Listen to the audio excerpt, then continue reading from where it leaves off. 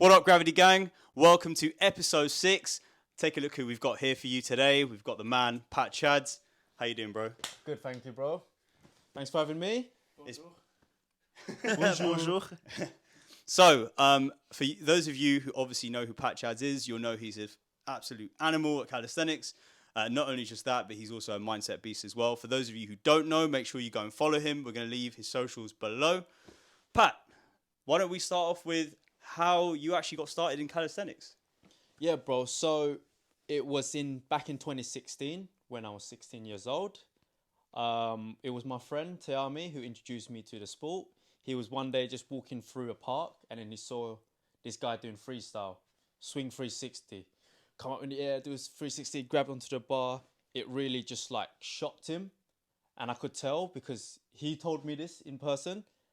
And I was like, okay, that sounds a bit mad.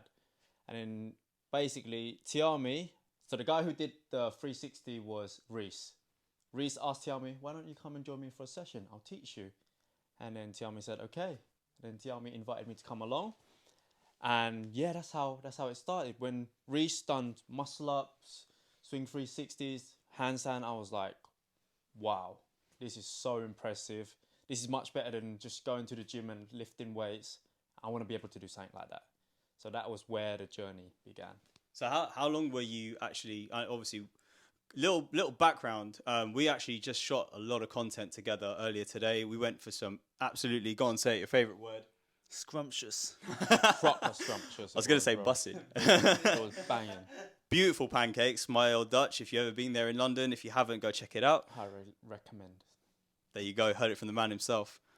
You were saying that you got into the gym before. Yes. So what made you, I guess, get into training overall? So it was thanks to my dad. He was a very active person and he instilled that into me growing up. You know, you want to be into fitness, you want to do something at least so that it will give you a hobby to do rather than just going out, hang about in the streets, smoking or just messing around with your friends. So fitness was what he introduced me.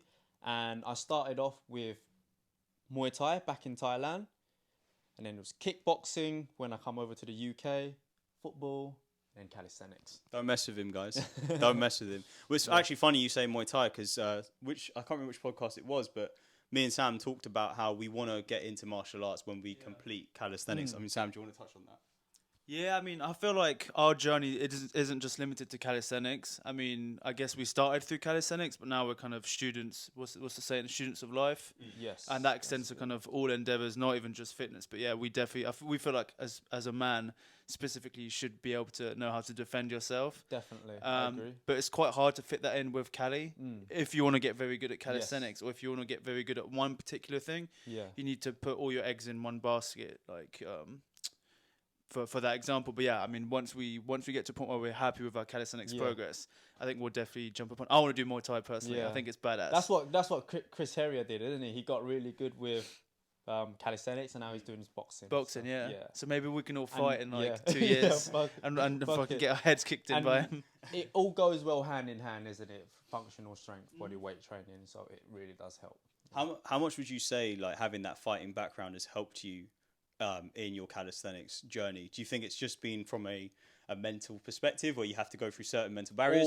Yeah, mental perspective as well, man. Because like, obviously, when we do sparring, it's not easy getting in a ring and wanting to hurt another person or you're getting punched. I remember I used to get scared actually getting into the ring because when you start as a beginner, the thing you just get beat up all the time, rounds after rounds after rounds. But as you keep doing it, you learn to do a little dodge, learn how to fight back. And that has shaped my mindset with everything else as well. That, when you start something, you're not going to be great at it. You learn from it with more practice, with more volume. So would you highly recommend kind of to younger guys maybe to start martial arts? Because calisthenics is kind of, there are no real classes. Yeah. You have to just do it on your own accord. Definitely, man. I mean, growing up in school, I was one of the smaller ones, being Asian. People used to think they could pick on me until they did, and then I'd beat them up. So I gained lots of respect in a sense because people would think of me as, he knows how to fight. I don't want to mess with him. because there were some kids who, initially wanted to pick on me because I was small, being racist and all that. And then I just gave him a black eye, and then the word just circulated around the school. And then thanks to, martial arts, it will shape you as a kid. I'd highly recommend it. That's awesome too. One thing I've noticed from a lot of martial arts, specifically kind of boxing, kickboxing, Muay Thai, is they do insane amounts of core conditioning, which seems to have a massive carryover to Cali. I met a kickboxer who trained for like 4 or 5 years. He said he learned front lever like in a day, basically, because from all the core condition, he could just hold his body in a straight position. Yeah, I agree. Lots of core and cardio. Cardio is so important for calisthenics. You have no idea. And I just want to touch up on this because what I've learned, what distinguishes the French guys from the British reps guys, they do shit ton of cardio. That's the hidden secret. Let's dive into this a bit more, because I mean, everyone says cardio is like counterproductive for Cali, but you're saying the opposite. I'm saying the opposite because what are the French guys? Flo, Marek and all them. SWAT team. The SWAT team, right? So Jihadu went and trained with them in Paris, and they told him that they do cardio at least 15k a week. And it makes sense because if your cardiovascular endurance system is much better, you're able to disperse lactic acid much more when you're breathing, when you're going through solid reps, and therefore you can last longer on the bar. Which is why you see athletes like Michael Keisha gassing out when he versed against Flo in the calisthenics competition, is because they all do cardio and Michael don't. It's such a good point, because like we talked about some of the competitions we've been in, obviously Coliseum or Coliseum in April. I was fasting, obviously you weren't. But one thing I noticed, because it was max reps in a minute and it was back to back to back. So it was weighted pull-ups. It was weighted muscle-ups. Then it was weighted pull-ups, and then it was dips. And one thing I realized is if you're doing AMRAP and you don't have that cardiovascular endurance, you're screwed. And I felt it. Do you remember like how gassed we were afterwards? I mean, I think that's why I love wearing a Fitbit or any like smartwatch, because it's really good to be able to bring your heart rate down in between sets. I think a very good indicator of your cardiovascular system is in between, say, banging out 20 pull-ups or something which is very excessive. Yeah. If you can get your heart rate down as quickly as possible, very good. One thing worth noting, I think the literature out there is pretty solid on if you're going to do kind of strength training and cardio, you want to at least leave like a 4-hour window in between the two. Preferably do your strength training first, then do your cardio, say, late on in the evening, or maybe cardio early in the morning.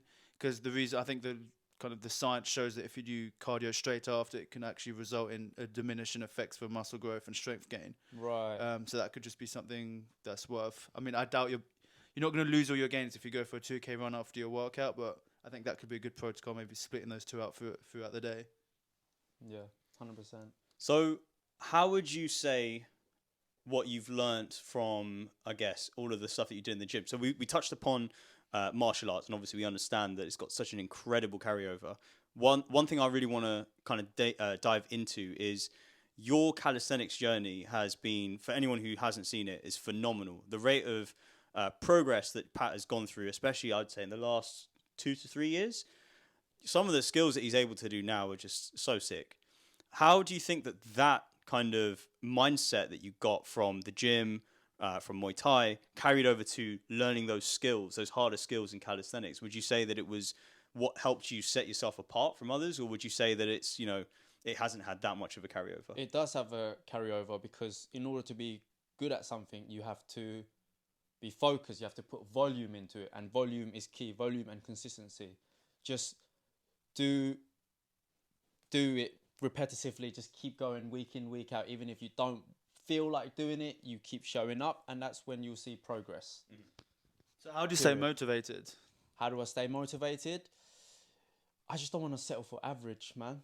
It's good. Like when I go around seeing people randomly in the street, I'm just like, yeah, I don't want to settle for average. I don't want to be like any other people. I want to stand out. I want to be Pat Chadwick. I just don't want to be other like John Smith or something out there, So that's why I stay motivated. I just want to not be average. Have you always been like that, or was there kind of a specific moment in your life where you're like, I'm tired of who I am. I don't want to settle for mediocrity? Yeah, funny that.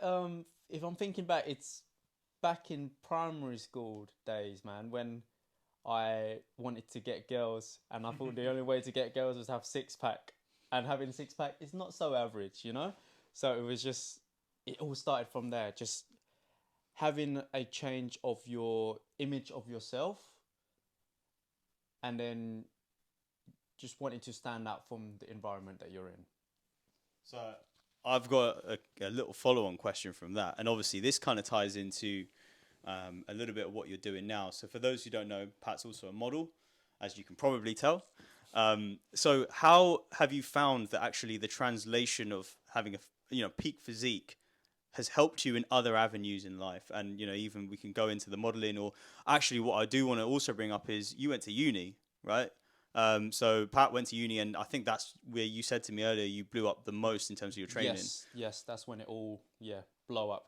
So how do you think that all of the stuff that you kind of picked up in your early days at school helped you propagate your personality and your ambition to where you are now? Yeah, so again, I would like to say it all started from calisthenics. It all started from training. When I found calisthenics, this is like when I thought, wow, this is actually what I want to do. I really, really enjoy this, and I look forward to training every day.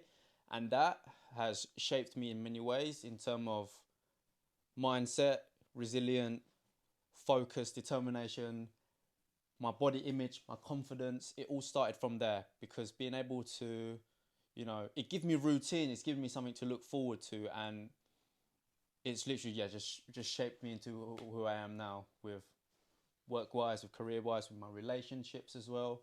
So yeah, calisthenics has been a very big part in that. Amazing. So okay, let's keep on that topic then. Yeah. Modeling. Talk to us about modeling, man, because not many people. I mean, we didn't know anything about modeling, right, until we met you. So, how did you? Well, not how did you get into it, but what's it like? What's the industry like? Tell us a little bit about modeling. Oh, it's exciting, man. If you like to, travel, modeling gives you that freedom to go to different places. I always say this to myself growing up. I want to be a person who gets to travel all over the world and meet new and interesting people. And I got that through modeling, just through saying that repetitive mantra. And obviously calisthenics has given me the key to unlock that in terms of physique, in terms of self-confidence. And it's a really, really exciting job, honestly. I can imagine it's also like quite tiring from like if I was to look at modeling from the outsider's perspective, because obviously you're there, you do your shoot. I'm guessing you do a lot of takes, so a lot of different shots. How long does a modeling day last normally? It can really depends. I mean, the one I did for North Face, one of my first job for North Face, the shoot was 30 minutes. Wow. 30 minutes. But it's just a lot of waiting around, because we had to wait for other models to go first. There was like 4 models on that day, and I happened to be last. They all did their thing. We got there at 10 a.m. and I didn't have my shoot until I was 1 p.m. Mm-hmm. Had it for 30 minutes and then finished. It really depends on the job, really depends on the brand. I've had some where we were working for 12 hours in Morocco in the desert. Do you have to keep your looks a certain way? I remember meeting a model once at Bath Uni, and he said that he wasn't allowed to cut his hair beyond a specific length, and he had to keep his body below a certain fat percentage and a certain weight. I don't know if you have any limitations. Yeah, limitation is for my hair. I feel like I was able to step into this space is because of my hair. It gives me, because I have a top knot and sometimes I have it down, and hair is what distinguished me from a lot of other people, because I've been trying to get into modeling since the age of 16. Mm-hmm. And I actually didn't get signed to my first agency until I was 21. And what's different was that beforehand I had short hair, and now I just have top knot. Yeah. So yeah, when I asked my agent, like, oh, Marcus, I'm thinking of changing my hair, what do you reckon? He said no, because then you have to change your portfolio. You have to take all these images again, because they need to have an accurate image of what you look right now. Yeah. Do you have any exciting upcoming projects you can talk about? Or? A few TV shows. Nice. A few TV shows. Yeah. So you do a bit of acting as well? I do a bit of acting. Multi-talented. Yeah. Thank you, bro. I think and the thing is, right, I don't consider myself an actor, but because, acting can be intimidating, it can be daunting, but once you're actually in the space, where everyone else think that you're the actor. You just become one. How much do you think calisthenics has helped you develop that kind of that drive? Specifically, you're someone who competes, which we'll probably touch upon in more detail, but you're put on the spotlight when you're competing as well. So I'm guessing there's been a lot of carryover. Yeah, definitely. Like in competitions or when you're just training with people, when you're coaching people, you have to have that communication skills. Another thing is modeling industry. You have to be a people's person. You have to be able to, you know, be polite, be nice, be able to communicate, be a good listener. And it is true for calisthenics as well when you're training with your friends, when you're coaching other people. So it carries over a lot in that sense, yes. I think, yeah, the coaching one is really, really topical because obviously versus gravity, our main mantra is coaching. And obviously, Pat, you do a bit of coaching as well. Yes. You know, that kind of personality needs to be able to, I guess, carry across to other people really well, because if people don't trust you, right? If you don't have the sort of calming / confidence giving personality, people are really going to struggle seeing the benefits from your coaching. So I'm glad you mentioned that, actually. The one that really catches my attention is, you said it, competing, right? And Pat's obviously competed. He's won events. One of them that, you know, Sam and I can't get out of our memory, and it's in a good way, is Coliseum in Brunel University, because Pat, you won that one. And I think to compete on the live stage for a reps or 1 rep max competition is slightly different from a statics one, because I feel like statics is more of a show of your personality and your art. And I think that's got more, there's probably more weight on a statics competition in terms of like the confidence that you need or the anxiety you feel. So do you want to talk to us a little bit about how you felt on that day and how, I guess, the result kind of helped you develop who you are now? Oh man, I was quite nervous on that day, I'm not gonna lie, because I know that I wasn't the strongest statics athlete there in the category that I was competing. Adam Mosel was there, Demi or Nick, I don't know who was doing it. I think it was Demi, because I think Nick was doing the weight. These guys had planches, but it was that Coliseum that they changed the rule, because those who can usually planche, they'll just spam the planche and they'll win on points, because planche is like one of the hardest statics moves in calisthenics, right? But then when they changed it to you have to do one skill and you're not able to repeat it until you do 2 extra skills. So if you do a planche, you can't just keep doing planche straight after that. You have to do 2 other skills, such as the front lever or the back lever, and then you can come back onto the planche. So, bro, before I know that was the rule, I was shitting myself, because like, God, these planches, man, they're gonna win. But then when he said the rules, I began to strategize. I was like, yes, I have a chance. I can do this. And that was you delivered, man. Yeah. You won. Thank like you, and just to say as well, like, you didn't, like, when we were watching you didn't look nervous at all. It actually looked like when you got on there, you looked like you were loving it. Like when you first came on and they were like, oh, Pat Chads, you looked like I had a feeling, I don't know if you did, but I had a feeling watching you, I was like, he's gonna absolutely smash this, because I could see you were smiling. Oh crap, bro, to be fair, like in the back of my head, I was kind of nervous on that day. So it's crazy how I was able to portray that confidence without me even realizing it, man. Because low-key, I was nervous, innit? Jay, Small Spartan was there. You know, the big dogs were there. So, like, it's a bit of pressure, but... I think you, like, you know, in terms of the perception it's given me, and I guess Sam, of you, ever since that day, and also we get this from your content as well. Again, we're leaving his socials in here so you can check him out. A lot of what you portray is a very confident, very competent as well. I want to say that because you obviously have unbelievable technique and skill and the strength to match that confidence that you've got. So that's the kind of perception you give us, and I'm sure a lot of people probably watch your stuff and say, this guy knows what he's talking about. And I think that's good. And I think probably that's correct me if I'm wrong, it probably stems from that early, like you said, that early accumulation of confidence from the training that you did, the Muay Thai, the football, and then the Cali. So it's good to see, man. It's really good to see. Yeah, 100%. Thank you, bro. So, right, go on, Sam. Yeah, I was going to say, it must be a massive confidence boost as well, winning a competition. Like that, you must have ride that buzz for like quite a bit. It was, bro. The thing is, I got on the podium. I don't know if you remember. I got on the podium first for statics and first for reps. That's your first for reps as well. Yeah, but they did the wrong calculation, I came second for reps. But which is still crazy. It's still mad. Michael won that one, but the high was there. Yeah, it was a sick event. It was actually our first ever Calisthenics. It was kind of what really kick-started, not our interest in Cali, but just kind of the wider community and the competition scene within the UK. Yeah. This was kind of before Body Strong had its first event, which we were at. But yeah, it was a sick event. And obviously, we're all going to be at the Sundays one. We're all performing on the advanced level. Yeah. So come see us. It's going to be sick. It's going to be fun. Come watch us get absolutely smashed by Pat. It'll be all love, bro. It'll be all love, guys. All right, let's dive a little bit then into, and again, I said this to you literally just before we started the podcast. I'm so interested in your training methodology and your training mantra because I think it's different from a lot of people, and I love that.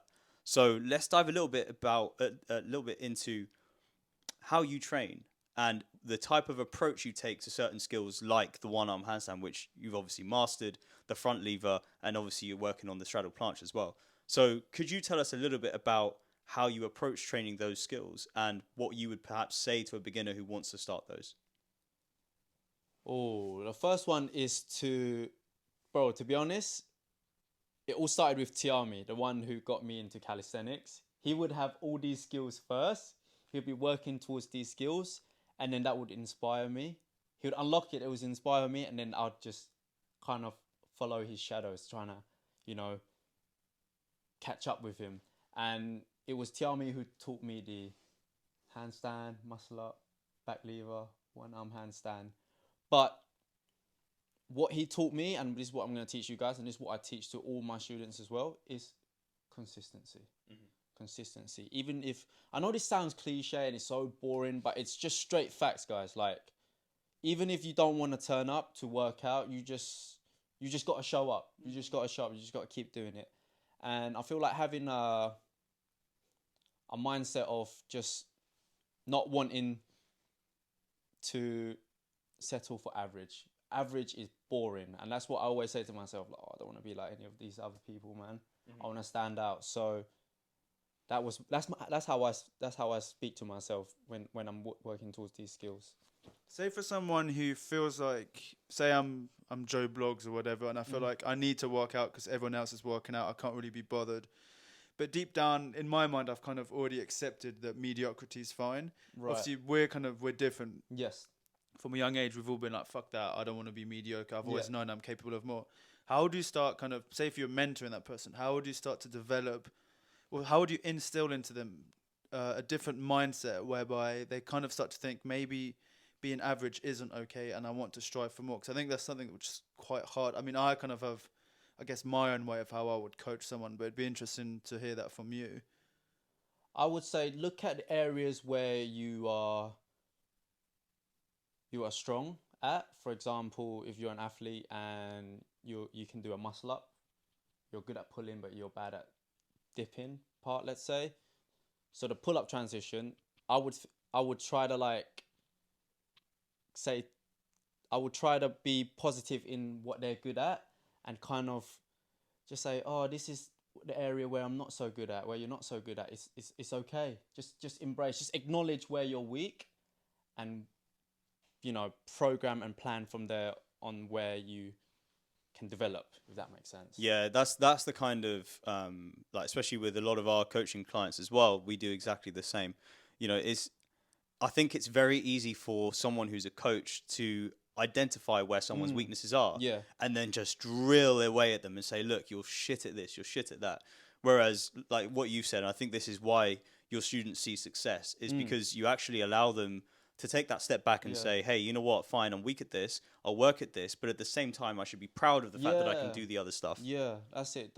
Just be positive and be empathetic. Try to visualize yourself in their shoes, We all start from a different base point, and just really analyze and just be happy with what you have and just think of the next step of how you can become the next person. Just take baby steps. Don't put too much pressure on there. I also think there's a beauty in really acknowledging and working on your weaknesses. Yeah. Because it's something that I was 100% guilty of. I mean, you've known me since uni. I was always I would only continue doing the things that I was good at. And then as soon as I saw a weakness or that maybe, because I'd always pick things up and then always give them up because I never really had much discipline growing up. So my mum just kind of let me do whatever I wanted. So as soon as I would see that first hurdle, I'd be like, oh, I can't be asked. Whereas really in calisthenics, when I started to focus on my weaknesses, that's really when it made me realize like, oh shit, just because you're bad at something right now doesn't mean you're going to suck at it for a long time. It enables you to just trust the process. And then now, if I see a weakness, like my squats are terrible, so I start at such a low weight, and probably people look at me aesthetic wise to be like, yeah, chicken legs, and you should be squatting way more, but I don't care. Like I'm working on my weaknesses, and I know that over a longer period of time, and I get gassed literally even just adding like 5 kilos onto a squat, which is super low weight, but I know because I'm doing what I'm supposed to be doing, even though I don't enjoy doing it. I feel way better doing that than a workout that I kind of intrinsically already enjoy doing. Yeah. And guys, it's like, it's one thing. Another thing is to not care about what anyone else thinks. Just I developed that from such an early on with my training approaches, because I was one of the first ones to, you know, do calisthenics in my area with Tiami. Everyone else would be doing their gym with their weightlifting. I just wouldn't give a shit about what they say. I'll just keep doing me. And once you're able to, you know, block the noise from the outside world and really focus on what you do and what you like and what you're trying to achieve, you become at peace with yourself and you're able to progress in that way. Yeah. So on that subject then, and also drilling it back to where you said, so you talked about consistency being such an important precursor to success in calisthenics. What else would you say? If I had to ask you, Pat, what's your secret sauce to getting at such a high level of calisthenics? What would you say, apart from consistency, what would you say it is? Another thing is calmness, and I developed that a lot through meditation. You see, I was a monk before, back in Thailand. Just before I moved over to the UK, I was a monk for 1 month, where literally... Bro, you've uncovered Pandora's box here. Now we've got a whole nother topic. Let's go. So the background is, right, in Thailand, it is a Buddhism country, and if you're a boy, you're expected to become a monk for as long as you can. Like some people for 5 days, I was just happened to be for 1 month, and they shave your hair off, shave your eyebrows. You're not allowed to wear boxes. You're not allowed to wear shoes. And the benefit of doing this is they teach you discipline in terms of meditation, in terms of routine, in terms of fasting, praying, and gratitude. And I've learned this at such an early age. And obviously, at the time, I didn't feel the benefit. But now looking back, 14 years forward, later, I've learned a lot, so much.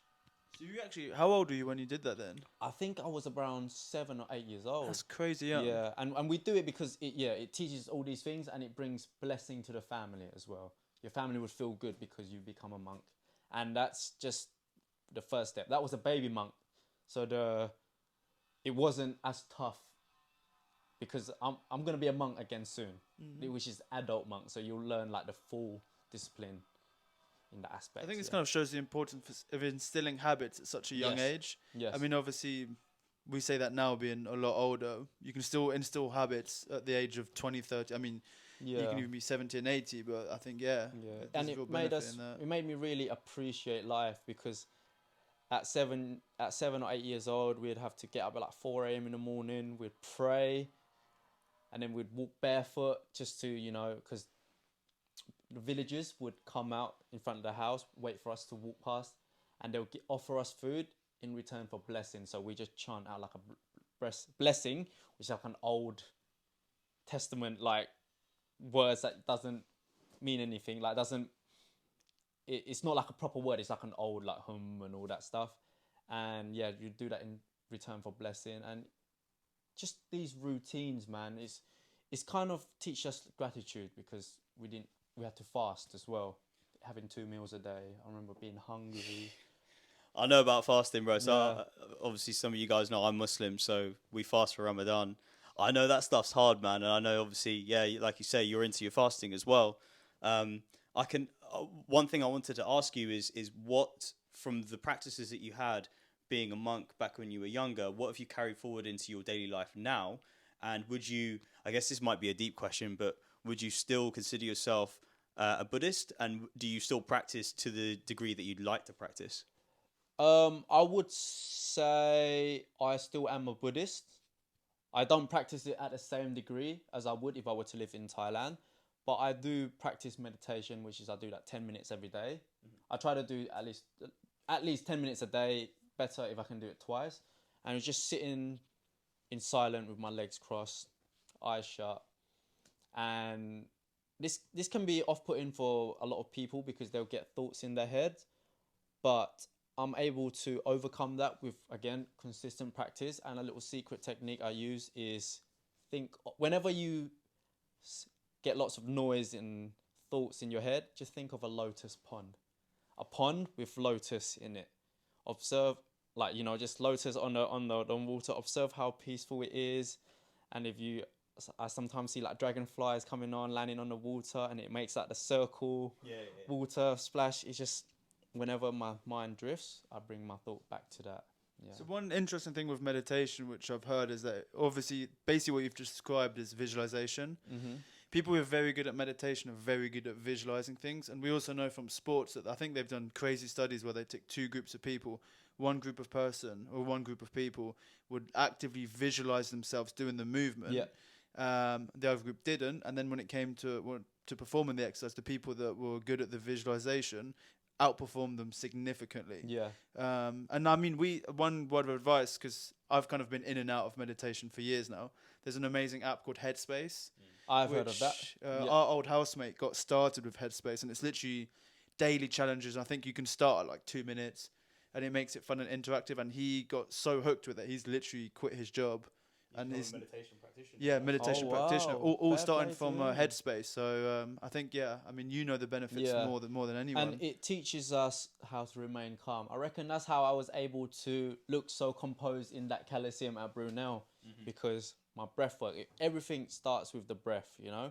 You're born, first thing you do, you breathe. That's the last thing you do. So if you're able to kind of grasp the technique and develop it, then you'll be able to translate into every aspect of life in terms of you know, your sports, keeping calm, and just you become, instead of becoming reactive, you become, what's the other word for reactive? Passive. Is it passive? Passive, where you just sit back and you observe how you feel, observe your heart rate. So is that something you do? Again, bringing it back to calisthenics, is that something you would say is one of the things that people should do more of in skills like the one-arm hand? Because, you know, we've seen your one-arm handstands; they're beautiful. Thank you, bro. Is that because you're at peace when you're doing a one-arm handstand? Yes. The same with your front lever. The same with all of the other skills 100%. you can do. It's breathing technique. Meditations teach you how to breathe properly, and like when I teach my clients calisthenics, when trying to do a handstand, they're flipping go red because they're not breathing, and you could get so much better. Do more reps, pull higher number weights by just being able to breathe.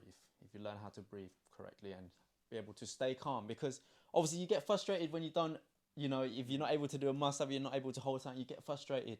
And if you're able to sit back and just breathe, which can, you know, help you to calm down and just keep going. How does one learn how to breathe properly? I know that sounds like a stupid question, but a lot of people don't know how to do this. So the technique is obviously, first one is, I'll just sit. You can just sit in a sofa like this, okay? Just breathe through your nose, about 2 to 3 seconds, eyes shut, and then breathe out through your mouth. And obviously try to visualize the lotus or a rose, something that's peaceful to you. I like to be specific, so the lotus, or you can do another thing which is called transcendental meditation, which a lot of you guys probably heard of. It's just making like mantra, like a sound in your head. So there's this like ancient mantra, which is Om. You're just constantly saying Om in your head. Inhale Om, exhale Om. And that just keeps your thoughts attuned to that mantra rather than loads of other noises like, oh shit, I've got work to do, I've got this to do. There's something crazy about humming. So research has shown that when you hum, you activate your vagus nerve. Yeah. Which is I think it's the biggest nerve in the body that goes all the way from the cortex all the way down to, I think, like the bottom of the spine. And it's the main kind of thing responsible for activating the parasympathetic nervous system, which is your rest and digest system. So literally just humming instantly will calm you down. It will lower your heart rate, which is why I think for like millennia, humans have kind of used humming without even necessarily knowing it. And it also, I believe, it improves the nasal cavity airway. So literally just humming in and of itself actually has a biological impact on the body, which is fascinating. Man. Yeah, I didn't believe it until I actually tried it. Yeah, so there's two ways, guys. Obviously, visualization of something calm, or you can do the mantra. Just try it. You start with, 5 minutes, and then just work your way up. But just be consistent, man. Honestly. I think that the humming, the mantra, that was mentioned in, correct me if I'm wrong, Sam, the oxygen advantage. I think he goes into the science behind it. So if you guys want to do what Pat's saying and essentially get into the meditation practice, interesting book for you to read, The Oxygen Advantage. Definitely worth reading, I think. Yeah, it's an absolute game changer. Like, I mean, we can touch upon one thing very briefly. So everyone thinks in between sets, you're told kind of from a young age to do heavy breathing. So say I've done 20 burpees and I've got 10-second rest and I'm going to do it again. Everyone's going to be going... That's the complete opposite of what you want to do. People think that by doing that, you're increasing the amount of oxygen in your brain. Your brain's pretty much will always be at 98% saturation level, unless if you're at high altitude. Right. What you're doing there is you're expelling too much CO2, which everyone thinks is good.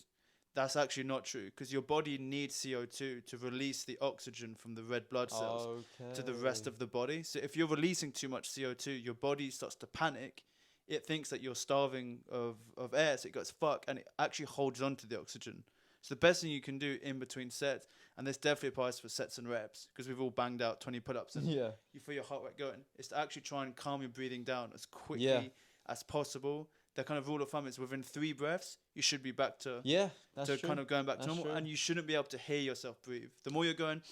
you're breathing too much. It should be almost inaudible. Yeah, and like you'd probably see it with your clients as well if you teach them. And if they're trying to do a handstand and they're not holding it, I'll just tell them, Nathan, bro, just breathe, man. Just take it in, relax. They're calm now. They're in a peace state of mind. Jump up and hold. So that's an interesting name you say, because Nathan was he part of Diversity? Yeah, Nathan Ramsey. How did you meet him? Oh, yeah, so it was just at the gym, bro, where I train, Absolute Gym in Lakeside. It's in Thurrock, Essex. And, yeah, he's just one of the ones of... he's like a regular member there. I was just coming back from University of East Anglia, and then I joined Absolute Gym, and then that's where I met him. And he was like, oh, I like this kind of stuff, because obviously calisthenics transfer well into dancing functionality. And, yeah, one of the big things that I teach Nathan is... breathe, bro. Just learn to breathe. So how many people would you say come up to you when you're... You don't have to give me a number, but do you have a lot of people that come up to you based on some of the stuff you do in the gym?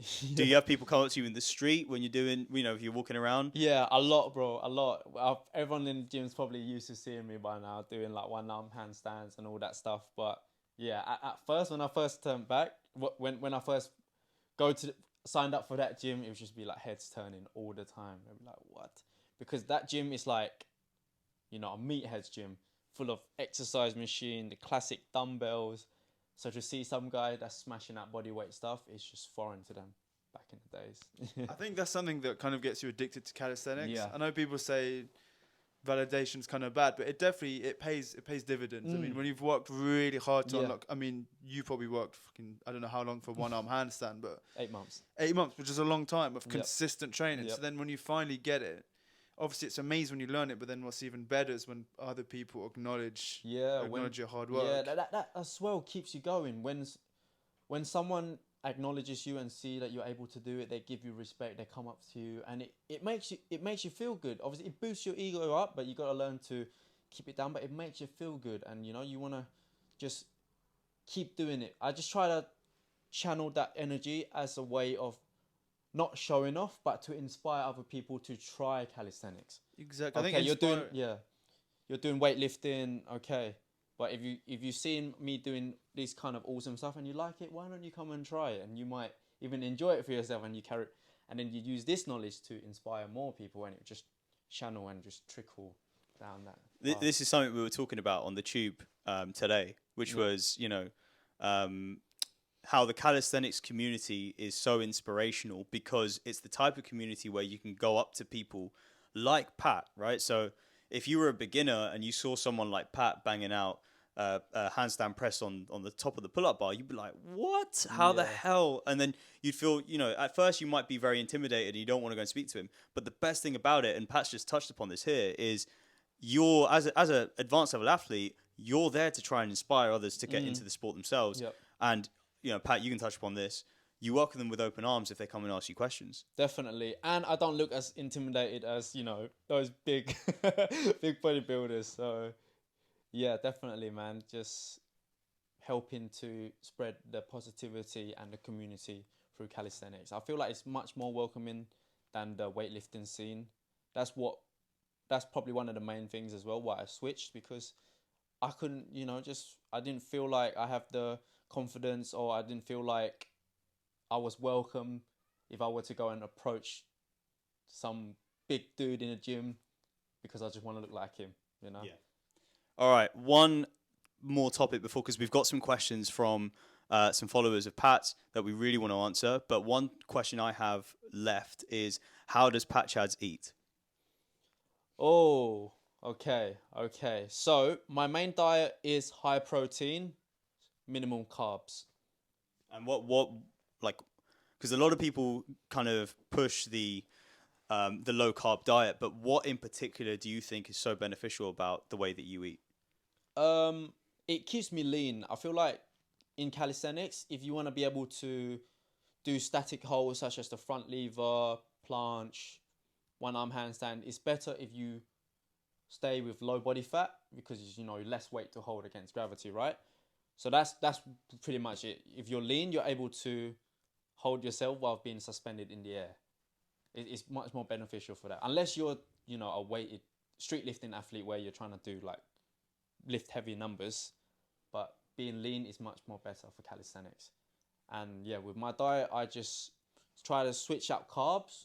So rice, pasta, and I just switch that with vegetables. So I like to make a stir-fried vegetables that consists of onions, bell peppers, mushrooms, corn, and just stir fry and just substitute that for rice.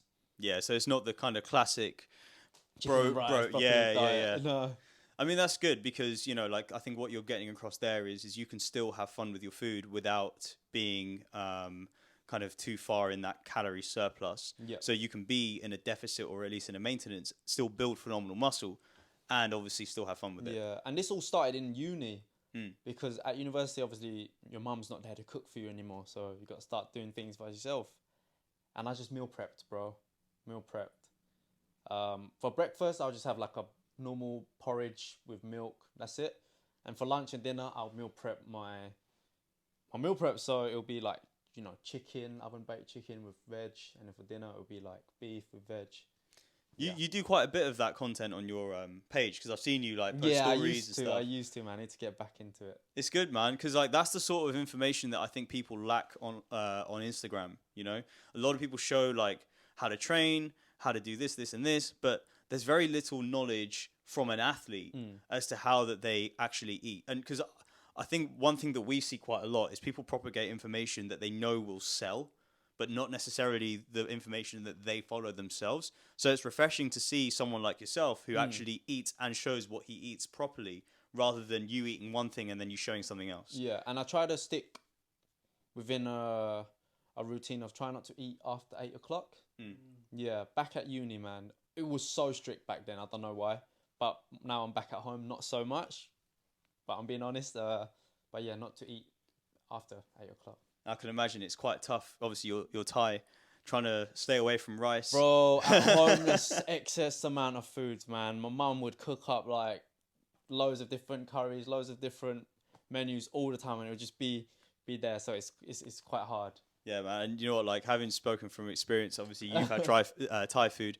Thai food is unbelievable. Oh man, it's hard. Yeah, I don't know how you stay away from that, bro. And also, guys, I don't count calories. That's big. That's big. I never counted calories. I tried for a few days and I'm like, oh fuck this is long, man. So I actually never counted calories for my meals like properly. Like I just go by the portion of what seems right. I feel like it's a lot of it is self-control. You eat until you feel like it's okay, like you're not overly filled up or you're not too. That's the problem I have. Yeah. We were talking about this when we went out for food earlier, that anytime I go out for food after training, I treat myself like I'm Naruto and just eating loads. Yeah, no, you can't do that. But yeah, with the meal prep, right? It will have to fit in this box, and if it fills that box, that's all I'm eating. And Amazing. That's it. Yeah. That's the mantra. Okay, right, Pat, you've got some questions on your phone. Do you want to pass me that over? Yes. And then let's see what they're asking. Where is my phone, bro? It's in the chat on your. If you got your phones. I don't know where my phone is. Oh, yeah. There you go. 1 second. This is going to be interesting. Hopefully we've got some saucy questions. Okay. There it is. All right. Oh, okay. This first one is really good. It's not a question. It's I guess it's a topic. Okay. Golfer's elbow. How much do you know about that? Oh, I've never had it, bro. I've never had it because I feel like you'd get that with like tennis or badminton racket sport. I've never really had elbow injuries, so I wouldn't know much, guys, to be fair. Do you warm up a lot before you're doing your handstands and punches? I spend about 15 to 20 minutes warming up, man, just doing lots of dynamic stretches, arm circle, wrist circles. I feel like warm up is as important, if not more important, than a workout itself, because if you don't warm up properly and you get injured, you're done for, bro. So yeah, warm up is got to be on point. Yeah, that's probably why you haven't had golfer's elbow. And yeah. Hopefully warm up, guys. You can't be like the gym bros. You just go in and you start benching straight away. You just gotta properly activate your muscles. I think that's a really important point, and the reason why it doesn't apply so much to the gym bro is because gym exercises tend not to be that heavy in the end range of motion, whereas calisthenics, everything is full range, and a lot of it is based around the shoulders, right? In fact, all of it is based around the shoulders bar and legs. Wrist is also the heart of the calisthenics, I would say. So look after your wrist really well, man, because, There you go. Handstands, everything, planche. Okay, so the next question is mixing pure Cali and weighted Cali to achieve bodyweight skills, strength, and control. Oh, this is really interesting. Holy shit. So I'd say I didn't touch weighted calisthenics until like 3 years after I started practicing calisthenics, like not seriously.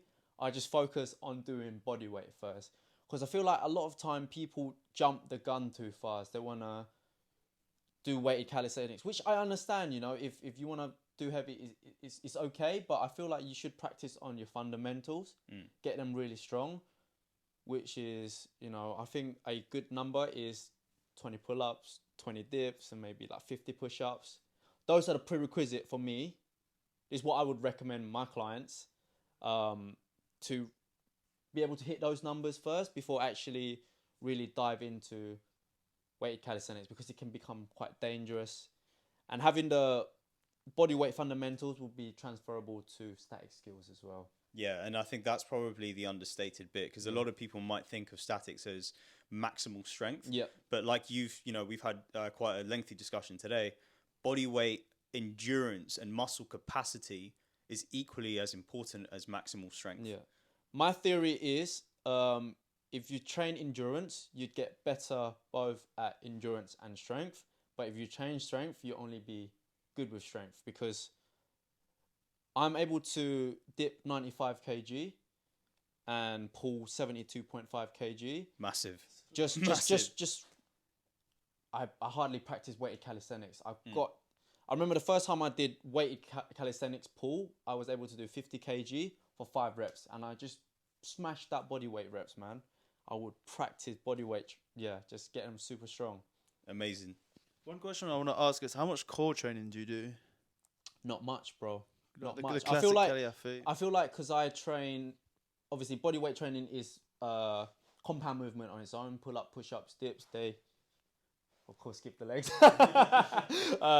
They work on a lot of core, but one of the moves that I'm really good at is front lever, and that it's on itself, it's a lot of core. I'm able to get abs and core strength from front lever training. So that's pretty much my core training. Okay, no, that's a really good point. Because we are also of that opinion as well. I mean, we do some core training because I guess we've got some deficits to make up for. Obviously, you did martial arts, you had a sports background, so for us it's slightly different. But I think generally we agree with that. Yeah. Before we move on, maybe I'm a little bit too strict with the requirements to be able to do before you jump onto weighted pull-ups, but that's just based on my personal experience in it, because I just happened to stumble across weighted calisthenics 3 years later down the line. But it could be very well different for you guys, but I'd highly recommend you just start off getting super strong at bodyweight first. I mean, I think it worked for you, right? Because we're speaking earlier, you've not had a serious injury that's resulted from exactly weighted calisthenics. So actually, it's a really good way of training. Yeah, you condition your joints, your ligaments for it'll condition you for when you do actually jump onto weighted calisthenics. Okay, all right. This question, I think we've kind of covered this, but I'll ask you it anyway. How much rice you consume? Not much, bro. Not much at all. Not much. Okay, your intentions of training. Oh, my intention is to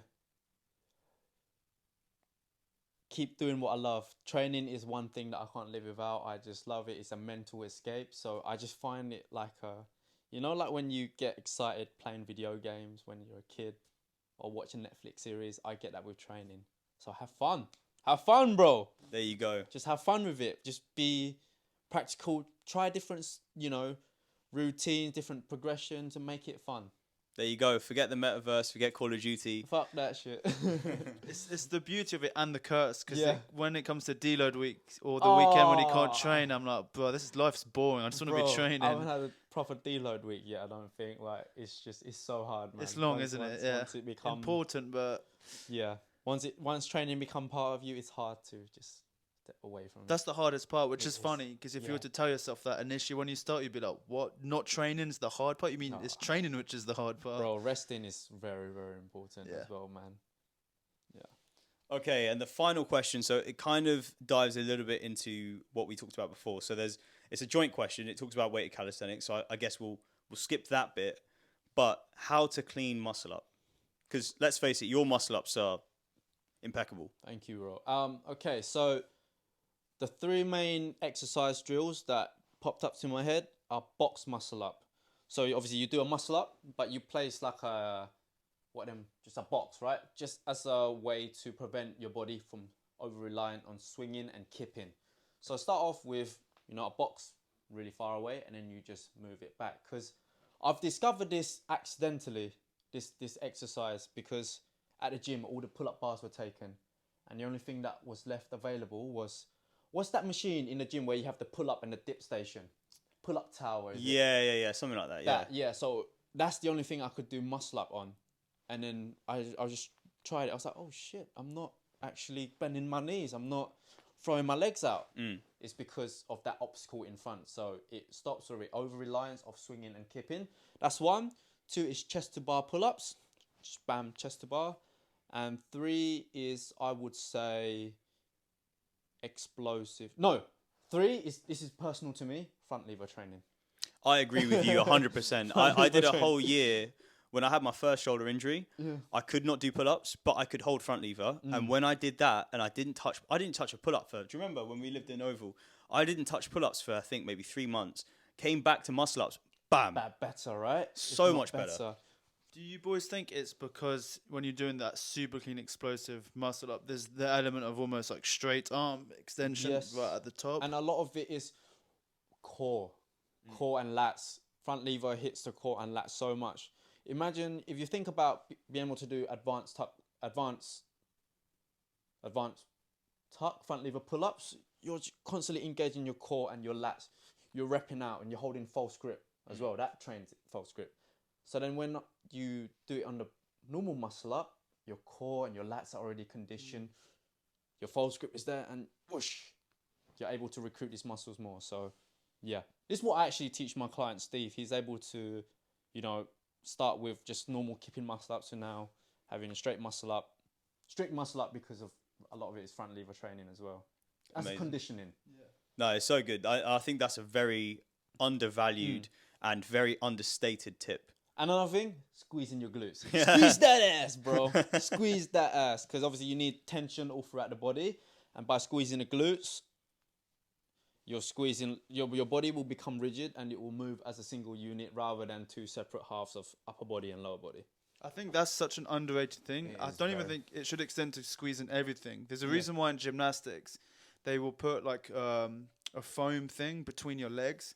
And the reason why I do that is so that you subconsciously learn to always be even squeezing your legs inwards. Basically, your constant tension throughout. They drill you into always point your toes. Again, what is that? That's tension. That's tension in your calf, your hamstrings, your quads. The more you can keep... Think about it this way. If you're to pick up a body that's limp, it's a lot harder. Whereas the dude that's going to be like this, to pick him up, then it's almost just like doing a curl. So the more muscles you can contract in one go, the easier the movement will be. Yeah, and it doesn't happen overnight. It takes practice. And again, if you're able to recruit this part for, the muscle up, you can use it for front lever, for the planche, for the handstand push-up. Because a lot of calisthenics is actually, a lot of it is lower body engagement as well. You got to keep your legs tight to be able to do handstand push-up. Front lever, again, your legs, your glutes tight so that you can keep a straight line. So it's very important to be able to recruit your lower body muscles. Yeah. It's my personal theory as to why, because we've noticed that a lot of ex-swimmers tend to be insane at calisthenics. It's for two reasons. One, I think, is because of body tension. Yeah. Because obviously they're pointing their toes the whole time. That makes straight sense, arm as well. But obviously a lot of it's back. Yeah. And if you think about when you're in the water, you're almost doing a what do you call that? A single arm pull down, which is almost like doing a front lever, right? So a lot of these dudes find front levers super easy. Big backs, man. Big, strong backs. And good at breathing, like huge lungs. Yes. So like their aerobic capacity is fucking insane. Make them do reps, bro. They'll smash us. So would you say almost that could be quite a good cardio kind of accessory, be actually getting good at swimming? Yeah, definitely. 100%. Awesome. Any form of cardio is good for calisthenics, man, honestly. Just touching up, obviously being able to disperse lactic acid when you're doing reps. It helps. All right, amazing, Pat. That's all the questions that we've had from your followers. That I think are the main ones. The main ones. Sam, anything else you want to ask Pat? What do you have in store for the future? Oh, so my plan is, bro, I want to move back to Thailand. Nice. I see myself as an actor and a model in Thailand. I want to be there for the next 5 to 10 years because my grandparents are getting old. They're like, my granddad's 78, my grandma's 76 now. They raised me up as a kid. I want to go back there and spend as long as I can with them. So yeah, hopefully move back to Thailand, become famous there, make them proud, and just be as close to my We'll be there to follow that journey. Yes. Who inspires you? I remember at the beginning of the podcast, you said your dad was very active. Was that a role model you kind of looked up to? He is, yep. Role model, being sports, self-defense. Tiami inspires me in many ways. The guy who started...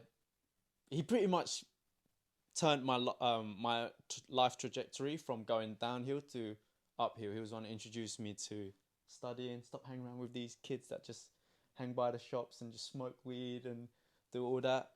He introduced me to reading self-development books, introduced me to Cali, and all the skills that come with it. So Tiami is one of my big inspiration, my best friend. Sounds like an awesome guy. Yeah, he is. He's what's his Instagram? TR_Wham. That's my sensei.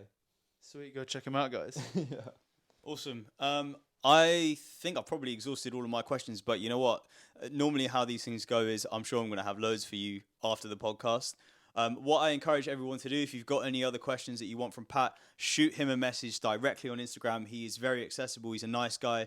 And obviously, like he just said, he wants to go back to Thailand. That's, bro, very wholesome, very, very humble thing to do. And we wish you all the best with it. Thank you, bro. Don't hesitate to go and ask him a question. He's one of the best in the game. All right, appreciate sweet. It. Awesome, man. Bro.